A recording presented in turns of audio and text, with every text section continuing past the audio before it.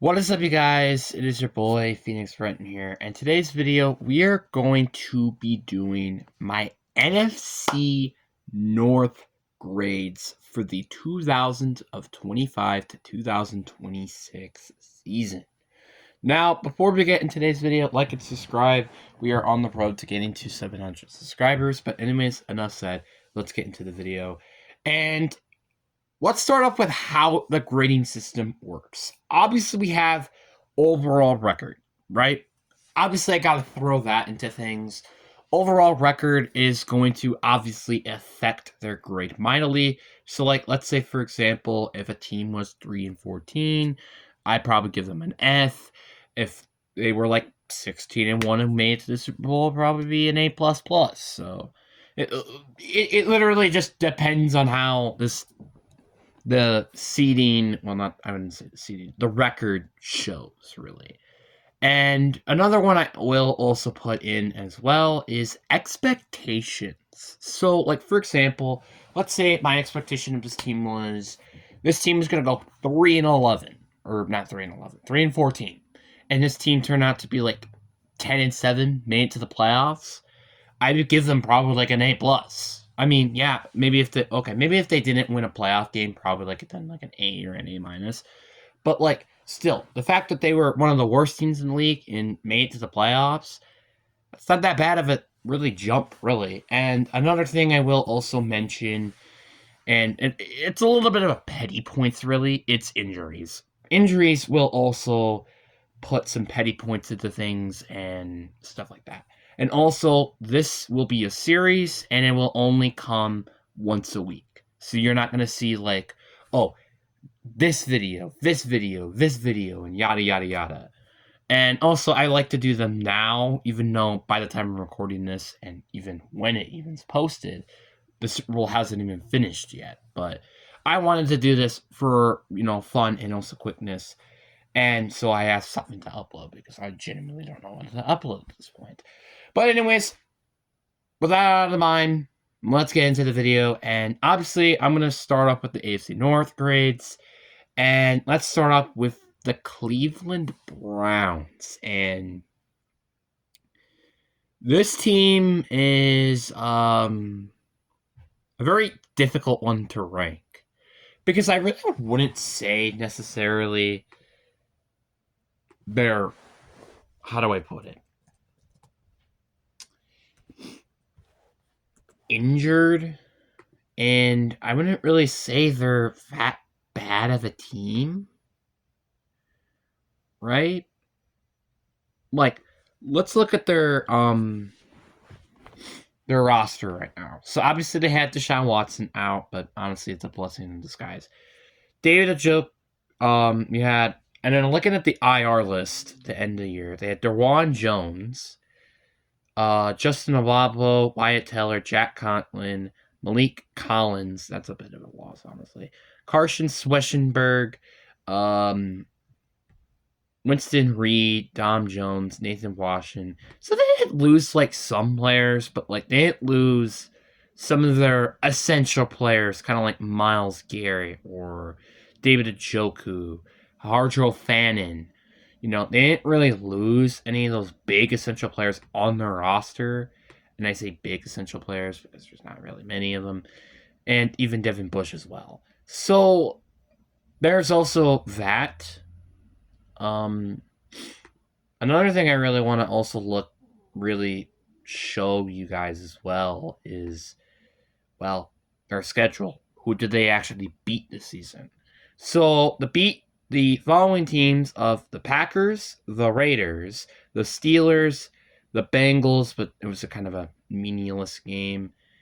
And there was one other one, Miami, and they destroyed Miami. So that's kind of how things went.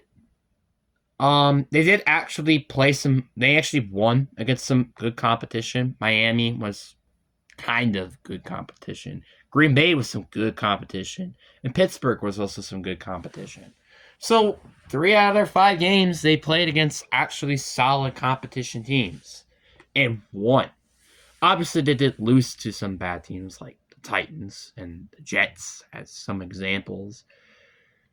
But they still had, I wouldn't say a great season, nor a bad. I wouldn't really say it's a terrible season. I mean, I'd say it's a lackluster season for them.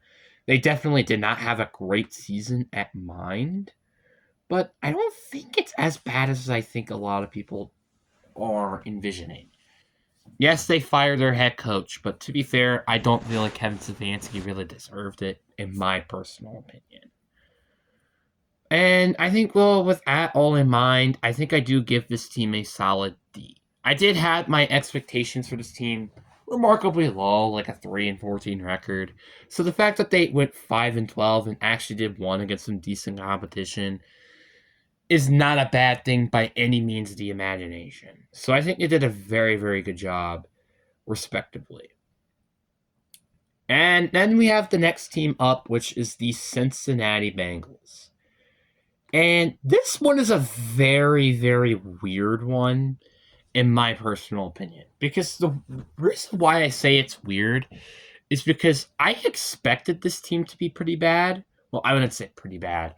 I wouldn't say like they were kind of like in the middle of the pack to me this year because I just didn't trust their defense and I didn't think their off. Well, I did think their offense was elite. I just didn't like their defense, and it was very complicated to really rank this team, which is why I gave them like a 7-10, 6-11 record or something like that. And to be fair, they did not play that bad. Like if you actually go look at the Bengals schedule, they did not play that bad at all. Like they played very, very solid. Like for example, they started off 2-0 and they went against, and that was against the Browns, which may not be that impressive, but on the road is not that easy. And the Jaguars, who, yeah, just got eliminated in the first round by the Bills, but they made it to the playoffs, and that's with Jake Browning playing half of that game at least. And also, I do want to mention they played decent competition against the Lions, the Packers, and they beat the Steelers when Joe Flacco came, by the way. And close against the Bears. Close against the Patriots. Like, they actually, the Bills even, like, they've played close competition against some actually really good teams and blown out, like, the Cardinals back in week 17. So you can't really say this team did not have a terrible season. You just straight up can't. Because this team had not that bad of a season. And I feel like if you flip some of the games, kind of like the Ravens game, the Dolphins game, and their last Steelers game, I feel like they literally could have won the division. Which that means they could have potentially beaten Houston. Just saying that as an example. That what could have happened if some things just didn't turn out to not go their way. Obviously, Joe Burrow was injured for part of the season, which is why the season just didn't go that well. Like, for example, the next 3 games that wasn't the Jacksonville Jaguars, they had Jake Browning, and that was just a mess, which is why their season didn't look that great afterwards. And obviously, their defense being terrible was not a good thing either. But with that in mind, I mean, it's kind of hard to really rank this team. And I obviously got to give them higher than a D because Cleveland got like 5-12. And they were around my ranking. So I would say I give them a D+. Not quite a C range, but I mean, again, they did play good competition. They beat some good competition. Honestly, it kind of wants me to give them a C-. I'll give them a C-. C- for the Cincinnati Bengals. It's a very hard. I feel like it's really between a D+ to a C-. Heck, potentially a C even. But it's just so hard to rank because, again, this team kind of has a lot of what ifs to it. You know, like what if this defense was better? What if Joe Burrow was healthy during the entire season?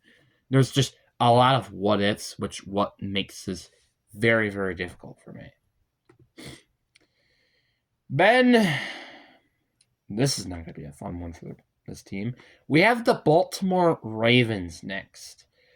And I gotta be honest, this is definitely one of the most disappointing teams this season. Like, I'm not saying it's the most disappointment, but it's definitely one of the most biggest disappointments this year. I mean, come on, like, who would have guessed the Ravens to go 8-9 this year? I certainly did it. So it's just frustrating. Yes, Lamar Jackson was injured, right? We have that as well. Like, he was injured in the Texans game, the Rams game, the Bears game, but that doesn't necessarily give them an excuse, as well as part during the Patriots game and also during the Packers game. But like I said before, that doesn't really give them that much of an excuse because, like, for example, they beat the Bears, they beat the Packers without having him in. So I don't feel like it's really a much of an excuse to really rank this team lower despite without Lamar Jackson. I just kind of don't see it. Like, yes, this team had a very difficult schedule. I will admit to that, though. They've had a very, very tough schedule. The AFC North is not an easy division. And also, you have, like, the Bills, the Chiefs, the Lions. Like, they actually have some serious competition in their schedule. But that doesn't give them a good excuse for them to have as crappy as the season as they had. Like, again, I had them going, like, I think 11-6, 12-5, or something around that range. And they didn't even do that. They didn't even get a winning season. Like, I feel like if we're going off, like, just expectations alone, I'd probably give this season, like, a D-, maybe potentially an F, potentially. But, again, they had some injuries. They also had, they had injuries. They had a very difficult schedule. Plus, an 8-9 record isn't a bad record necessarily, but again, for a team that had Super Bowl aspirations, it's not necessarily great, isn't it? So I think with that in mind, I do actually have giving this team a C here. Actually, I'll give them, a C. I'll give them a C. It's pretty close to a C plus, though. I don't think, again, this is not a bad season, right? I don't think it's bad. Well, so for some people, it's actually good because they fired John Harbaugh. But that's the point. This is a very okay season, I would say. It's not great, but it's not bad either. And then we have the last team on this list, the Pittsburgh Steelers. I don't really know how to rank this team. I mean, obviously, I think it's going to be higher than a C no matter what. But it's not even an A. I don't think it's even close. But it's very hard to rank this team. Because it's like, I was expecting this team to go 9-8. Which they did. And looking at their schedule, it's just so... It's so confusing. That's, like, the best way I could describe it. It's like, on the one hand, they beat, like, the Patriots, right? They beat the Patriots. But, like, on the other hand, they barely beat the Jets. They lost to the Bengals once. They lost to the Browns. And it's so hard to really rank this team. I mean, and also kind of got destroyed against, like, Seattle, for example.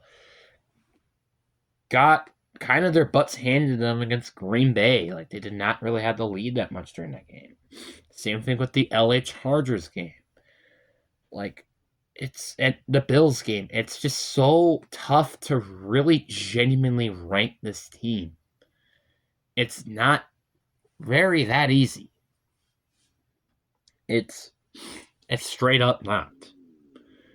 But once again, I feel like just that factor and with the expectations, I would say probably a B-, maybe a B, but I feel like just after watching the wildcard game and you guys got destroyed, I think I have to give this team a C+.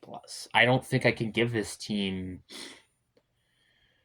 a B grade. I just don't. I mean, I'm kind of close to a B minus, but C plus is, I think, the best I can probably. Well, the B minus is the best I could give them, but to me, I feel like a C plus is really what they should be, because they were around my expectations, and they got destroyed in the wild card round, and they did make it to the playoffs though, at least. So it's not necessarily a bad season, like I said with Baltimore, but it's not a great season either. And I'm very curious to see how the Steelers are going to be without Mike Tomlin, because this is the first time since like what 2005 or something since they've not had Mike Tomlin as their head coach. So yeah, it's gonna be very interesting. And I mean, there's not really much else I have to say. Like it honestly feels like there's like a new era going on in AFC North with Jim Harbaugh being fired, Kevin Stefanski being fired, Mike Tomlin being fired. The only thing I really wish right now is Zach Taylor be fired. So all the AFC North head coaches are fired. But that's just me. And also, it would actually probably help them because they should definitely get like Brian Flores or something. But that's just me. But anyways, that is my AFC North grades for the season. It's going to be very interesting to see how a lot of these teams' off seasons are going to be, like the Baltimore Ravens and the Cincinnati Bengals and the Pittsburgh Steelers. I feel like all of those teams are going to have very interesting off seasons. But anyways, guys, I hope you guys enjoyed this video. Peace.